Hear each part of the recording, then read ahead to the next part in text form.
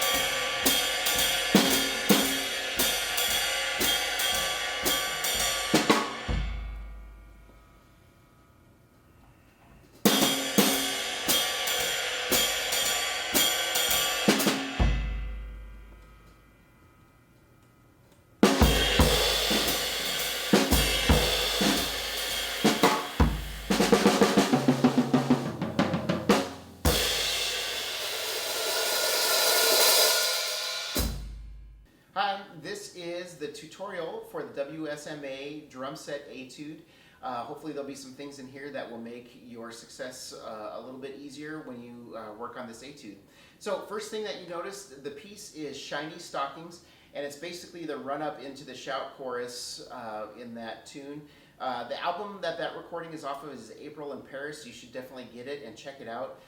Sonny Payne is the drummer on that. But I would also encourage you to get on there, look up the rest of the players, just so you get a sense of who the Basie band is and what members comprise that band. It's such a great recording and obviously such a great band. So after you've listened to the recording 100,000 times or so, the first thing that I would do after that then would be to go to those parts, and specifically I think it's 101 to the end that you're reading. Find that in the music and start there and learn to sing all of those horn parts. I know that that's something that we as drummers don't frequently do, but we need to learn what the rest of the instruments are playing. So sing those horn parts and memorize them so that those are stuck in your head. When you're doing that audition, you're not going to be playing along with a recording, and you want to be sure that you know where you are, not just by counting, but by knowing what the music is going on there too. It'll also help you shape what you're playing on the drum set through there. Once you're comfortable singing along with the recording, again, all those horn parts, then sing those parts and play time over the top of it. That will be another good hurdle to get over, just to make sure that you're comfortable with what's going on. That may be a little bit challenging, particularly if you haven't sung before while you're playing. But I really encourage you to do that. That will be really, really helpful. Both singing and playing with the brushes and singing and playing with the sticks too, because you've got both in that section. The next thing I would consider is how do you transition from your brushes to your sticks? And there are a multitude of different ways to do that. I want you to think about this in terms of choreography, basically, and the distinctive sounds of both the brushes and the sticks. So probably the most general way we think of that brush sound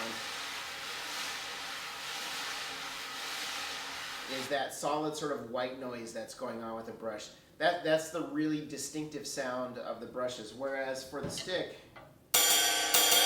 primarily it's going to be when we're over on the ride cymbal. So when I make that transition, I want to think about letting this essentially bleed right over into that ride cymbal part. So what I might suggest doing is doing some choreography on this. So if I'm playing time, 1, 2, 3, 4, 1, 2, 3, 4, 1, put it down on 2, 3, 4, 1, 2, 3,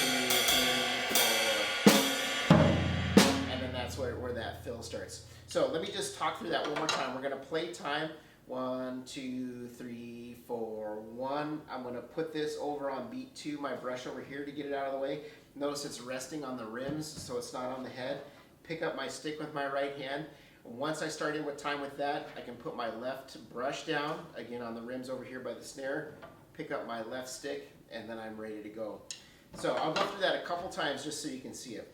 1, 2, 3, 4, 1, 2, 3, 4, 1, 2, 3, 4, 1, 2, 3, 4, 1, 2, 3, 4, 1.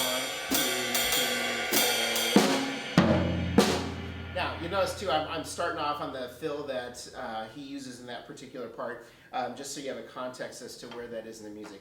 One more time. 1, 2, 3, 4, 1, 2, 3, 4, 1, 2, 3, 4, 1, 2, 3, 4, 1, 2, 3, 4, 1, and then you'll be good to go from there.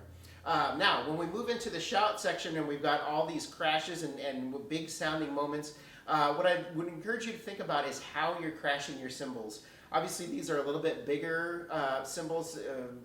In the jazz idiom, frequently you'll have 20-inch, maybe 22-inch cymbals. They're pretty thin, so I can crash them without too much worry. And what I want to think about when I crash that is use the shoulder of the stick and use a glancing blow. Versus, really coming at it straight on with a lot of force. I don't think we want to hear that sound.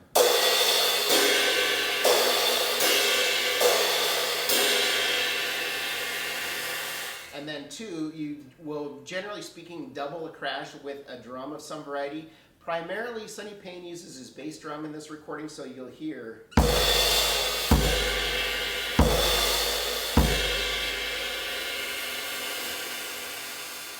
Now, one of the tricks that we want to think about too is not just where the setups are, meaning the parts I'm playing leading up to the crash and the crash, but I need to think how I'm getting out of those crashes as well. So there are a couple points where we see 1, 2, 3, 4, ba, ba, 1, 2, 3, 4, and I want to think about how to get back into time after that. So I want to let that crash sort of breathe a little bit, if you will, and I'm going to start time back up on beat 3. So 1, 2, 3, 4.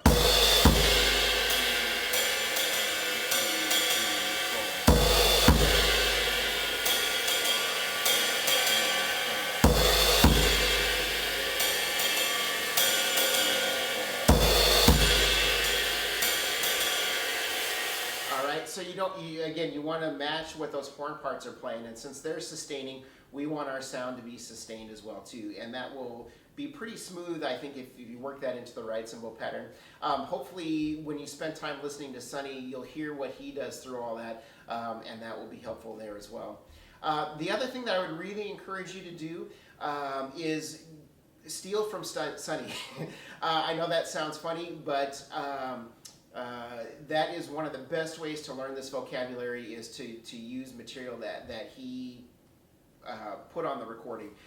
You'll notice in my recording that it's not an exact transcription certainly of what Sonny played, but it's very reflective of what he played during that. What's great about those parts is it's super clear for the band. It lays on the drums really, really nicely, and they're just fantastic ideas from one of the best big bands that ever existed in jazz music. So if you can take and use some of those ideas, I think that would be really, really beneficial for you, just in regards of building vocabulary, but also having command of the instrument. And once you put that with the big band too, having some authority behind the drum set so that it's easier for the horn players to play their parts as well. One other note that I'll say on that too is he plays that part a little bit differently than what you might think of when you read that music. So again, that's why I would encourage you to go to the recording first. It's going to be really helpful to know what he's playing and what he's not playing based on those parts. Again, in that written part, there are figures that Sonny chooses not to play. and there are lots that are not notated that he does play, and I think that that's really helpful to think about. And I'm going to give you one other quick thing to search for too while you're in there digging around in the recording, is listen to where he comps. It's relatively bare compared to a lot of recordings. So meaning he's very thoughtful about where he puts extra notes, comping on the snare drum, extra things with the bass drum, let's say, or maybe even ride cymbal comping. So spend some time really digging out those nuggets, because they are completely worth it to do. And I think it's best if you go in and do that work, you'll get the most out of it. So hopefully these tips will be helpful for you to have a successful audition. And enjoy that recording. You won't regret any time that you spend with it.